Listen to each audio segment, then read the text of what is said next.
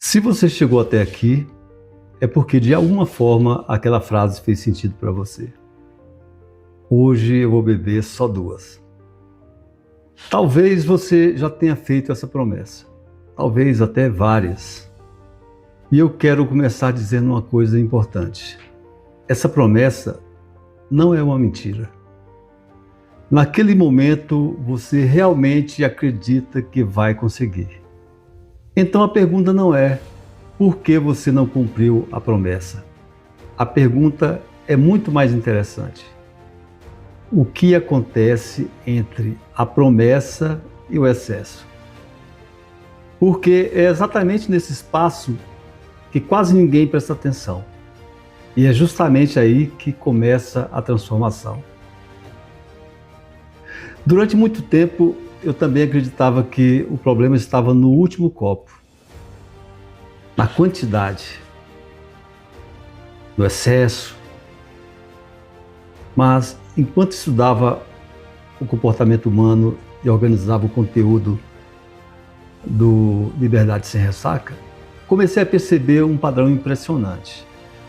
Pessoas completamente diferentes, com idades diferentes, histórias diferentes, profissões diferentes, descreviam exatamente a mesma sequência de acontecimentos.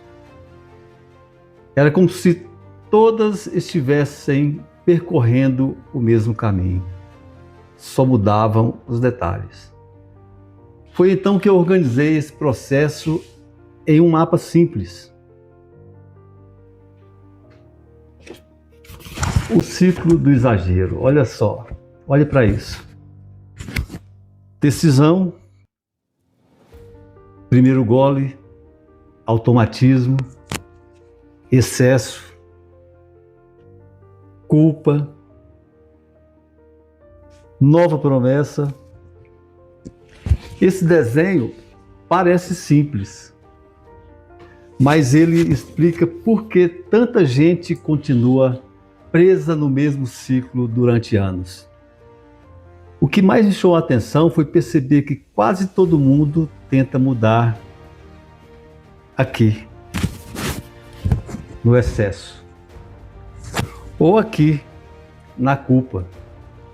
Só que o comportamento já está acontecendo. É como tentar mudar a direção de um carro depois que ele já entrou na curva. Existe uma ideia que pode mudar completamente a forma como você olha para esse problema. O excesso não costuma começar no terceiro, no quarto ou no quinto copo. Ele começa muito antes. Começa na forma como o cérebro aprende determinados caminhos, quando um comportamento é repetido muitas vezes. Ele exige cada vez menos esforço consciente. E é por isso que tantas pessoas dizem: quando eu percebi, já tinha passado do ponto. Não porque perderam o caráter, nem porque lhes faltou força de vontade, mas porque estavam funcionando no piloto automático. E existe uma diferença enorme entre viver no automático e viver conscientemente. O objetivo não é criar culpa, é recuperar a capacidade de escolher. Foi exatamente por isso que escrevi o Liberdade Sem Ressaca.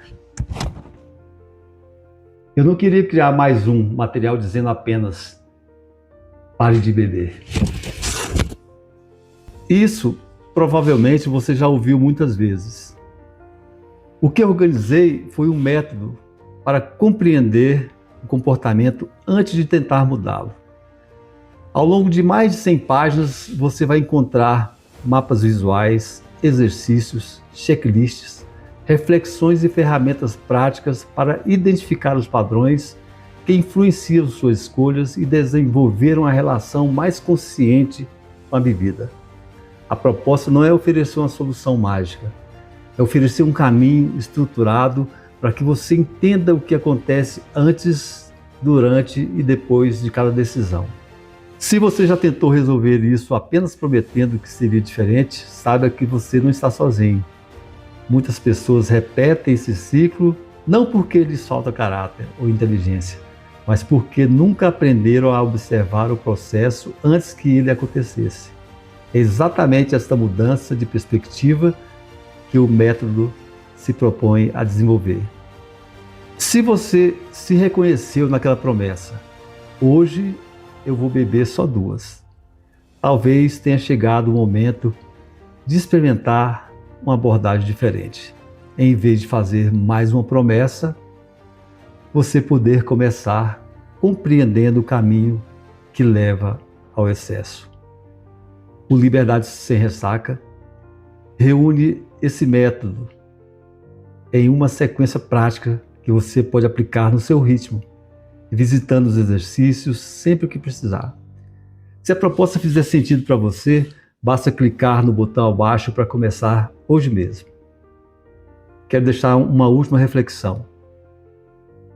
Talvez o maior desafio nunca tenha sido controlar a bebida. Talvez tenha sido entender o caminho que o seu cérebro aprendeu a percorrer. Porque quando você compreende esse caminho, você recupera algo muito maior do que o controle. Você recupera a capacidade de fazer escolhas conscientes. E como eu costumo dizer, toda transformação começa no mesmo lugar, na consciência.